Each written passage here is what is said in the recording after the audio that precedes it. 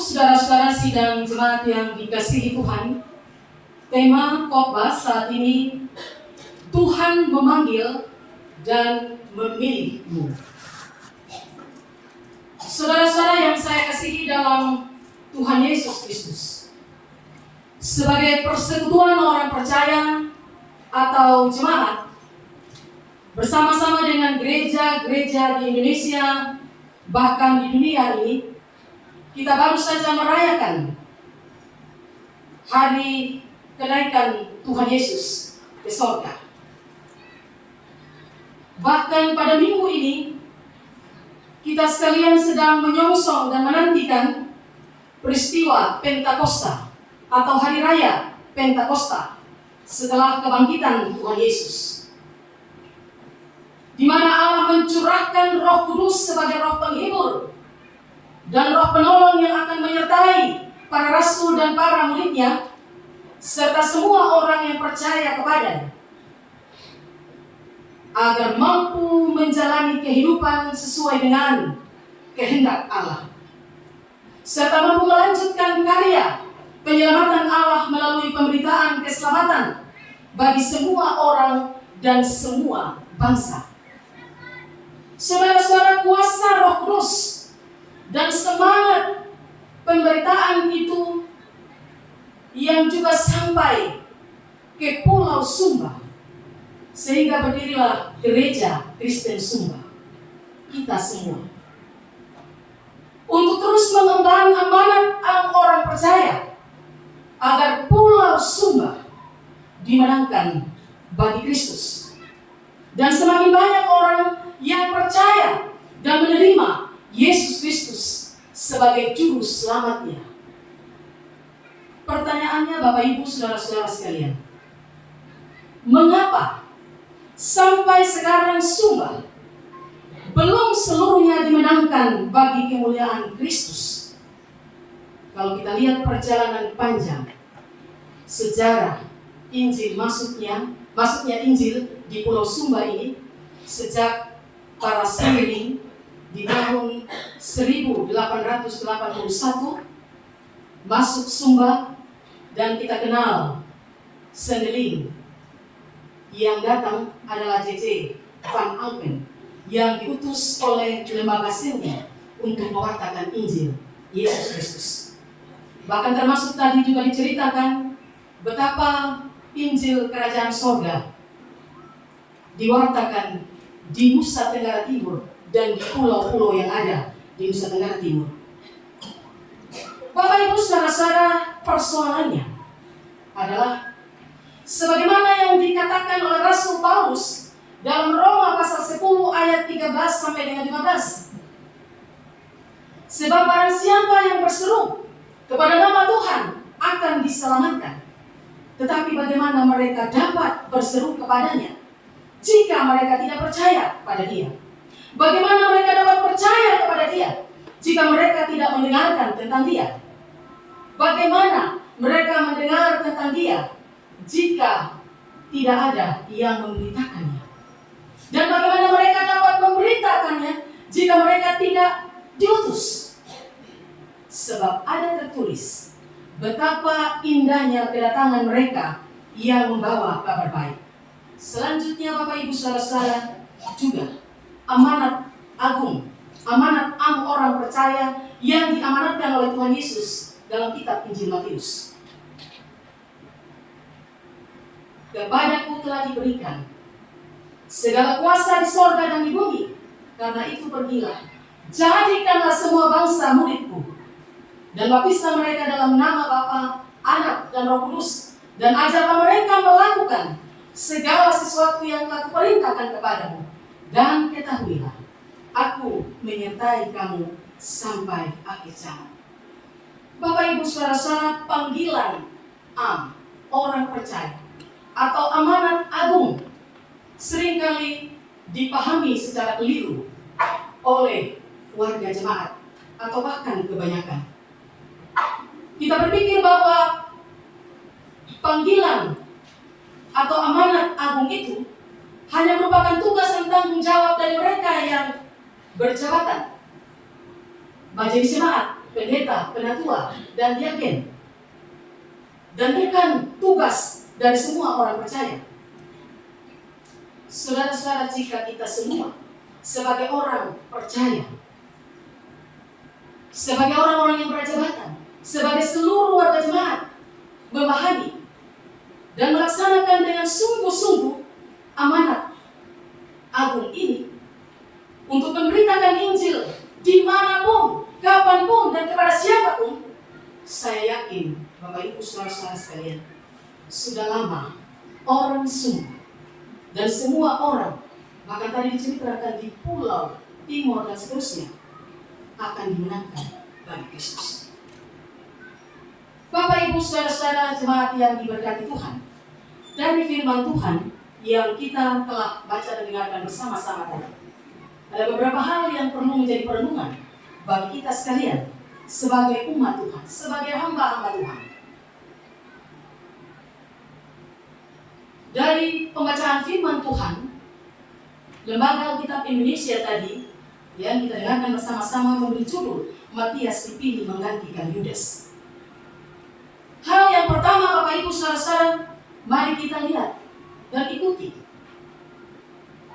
bagaimana sikap seorang Yudas. Pengkhianatan Yudas. Pengkhianatan Yudas sangat besar dampaknya, di mana peran Yudas dalam penangkapan Tuhan Yesus sampai ia disiksa, diadili, bahkan mati tersalib. Dalam hal ini mungkin saja timbul pertanyaan, apakah Tuhan Yesus salah memilih Yudas menjadi salah seorang muridnya karena ia tidak tahu bahwa di kemudian hari Yudas akan mengkhianati dia? Tentu tidak. Tuhan Yesus tidak salah dalam memilih Yudas menjadi salah seorang muridnya, dan Tuhan Yesus juga bukan tidak tahu bahwa Yudas akan mengkhianatinya.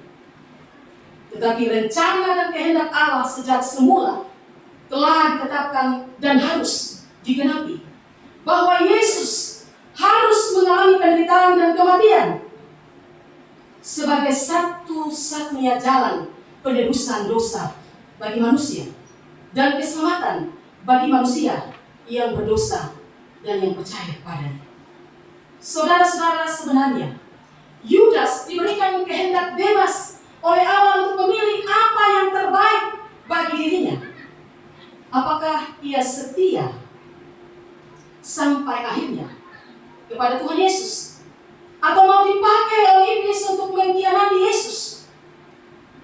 Dengan demikian, maka saudara-saudara tidaklah benar bahwa Yudas berjasa dalam penyaliban dan kematian Tuhan Yesus. Dan tidak benar jika Allah yang memakai Yudas untuk melaksanakan rencana penyelamatan dalam kematian Yesus. Saudara-saudara, iblis dapat memakai siapa saja untuk menjual dan mengkhianati Yesus, sehingga terjadi penyaliban dan kematian Tuhan Yesus. Namun saudara-saudara, Yudaslah sebenarnya yang memberi dirinya dipakai oleh iblis untuk mengkhianati Yesus. Bapak Ibu saudara-saudara, begitu juga dengan kita sekalian sebagai gereja saat ini. Tuhan tidak pernah salah memilih kita sebagai majelis jemaat. Tuhan tidak pernah salah memilih kita sebagai murid-muridnya, sebagai pengurus atau perangkat kerja majelis jemaat, majelis klasis, bahkan termasuk majelis sinode. Tuhan juga tidak pernah salah memilih kita sebagai panitia. Saudara-saudara, sesungguhnya tidak ada seorang pun yang layak dipilih oleh Tuhan dalam tugas dan pelayanan gereja. Tuhan tahu kita semua adalah manusia yang berdosa, yang tidak sempurna, yang memiliki kekurangan dan keterbatasan, bahkan memiliki sifat kedagingan. Namun Bapak Ibu saudara-saudara, jika Tuhan memilih, memanggil kita, memakai kita dalam tugasnya yang mulia, seperti tadi juga dikatakan, itu semata-mata hanya karena kebaikan dan kemurahan Tuhan. Bapak Ibu saudara-saudara, kita dipanggil, kita dipilih bukan karena kebaikan kita, bukan karena kelayakan kita, bukan karena kelebihan kita dan kehebatan kita. Karena itu tidak ada seorang pun di antara kita yang tentu membanggakan dirinya dalam hidup ini. Saudara-saudara, sesungguhnya tetap ada godaan iblis untuk kita berkhianat terhadap panggilan Tuhan. Namun kitalah yang harus bersikap, memilih taat dan setia pada panggilan Tuhan atau tergoda dan jatuh dalam berbagai motivasi yang salah dan keliru karena kedagingan kita, karena kepentingan diri kita. Bapak Ibu saudara-saudara, dalam 1 Timotius pasal 6 ayat 10 kita juga diingatkan, karena akar segala kejahatan adalah cinta uang. Sebab oleh memburu uanglah beberapa orang telah menyimpang dari iman dan menyiksa dirinya dengan berbagai-bagai kejahatan. Dalam hal ini Bapak Ibu saudara-saudara, tentu uang bukan tujuan dalam pelayanan, tapi uang adalah alat dalam pelayanan yang tentu dipakai dan dipertanggungjawabkan dengan baik. Hal yang kedua Bapak Ibu saudara-saudara sekalian, mengapa Yudas perlu diganti? Sesuai dengan bacaan kita tadi.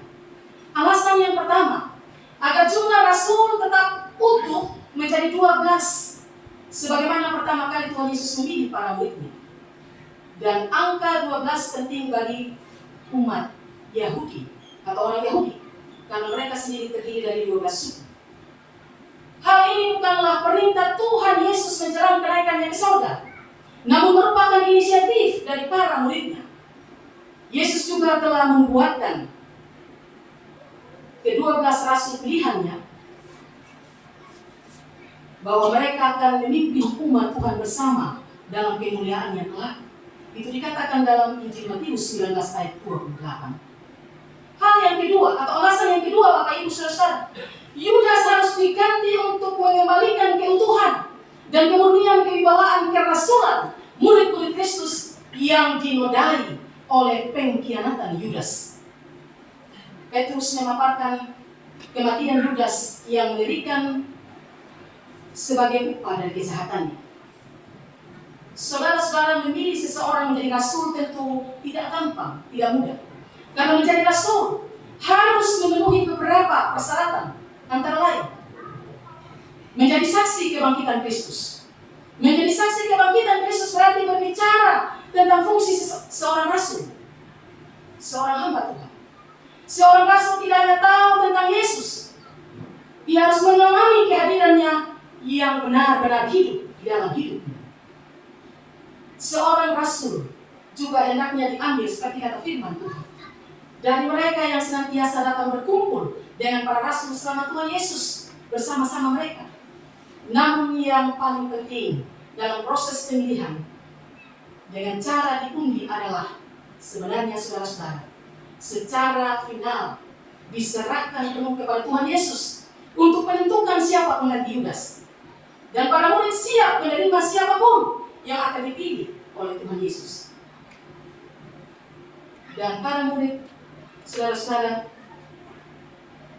yang siap menerima siapapun yang dipilih, seperti yang dikatakan tadi sebagai calon pengganti, adalah Barsabas atau juga yang disebut Justus dan Matias. Bapak Ibu saudara-saudara jemaat yang diberkati Tuhan, dari cerita pemilihan pengganti Yudas tersebut, kita dapat belajar bahwa pergantian personalia adalah hal yang wajar. Namun kesatuan hati, ketaatan mereka sebagai satu tim merupakan hal yang penting dan menentukan dalam pelaksanaan tugas dan panggilan mereka dalam gereja melalui. Sebagaimana yang dikatakan oleh Rasul Paulus saudara dalam Filipi pasal 2 ayat 2b sampai dengan ayat yang ke-7.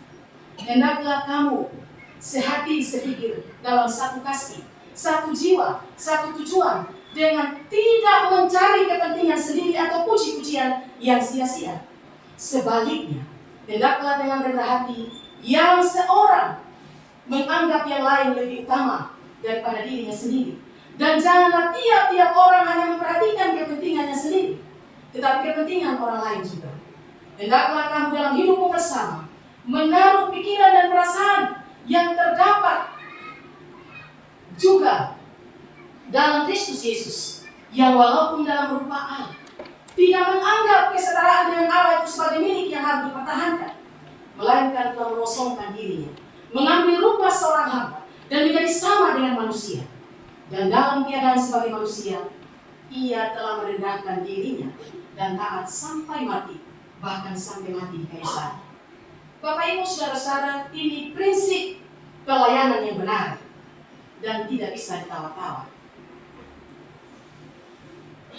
Ini harga mati dan harus dimiliki oleh semua orang yang dipilih, yang dipakai Tuhan dalam semua tugas tanggung jawab pelayanan yang diemban, agar diberkati oleh Tuhan dan menjadi berkat bagi banyak orang. Saudara-saudara, tujuan utama pelayanan kita adalah untuk kemuliaan nama Tuhan dan menyenangkan hati Tuhan, bukan untuk kepentingan pribadi, bukan untuk kepentingan keluarga kita atau kelompok kita. Bapak Ibu saudara-saudara, hal yang ketiga, soal kesehatan dan ketekunan dalam doa.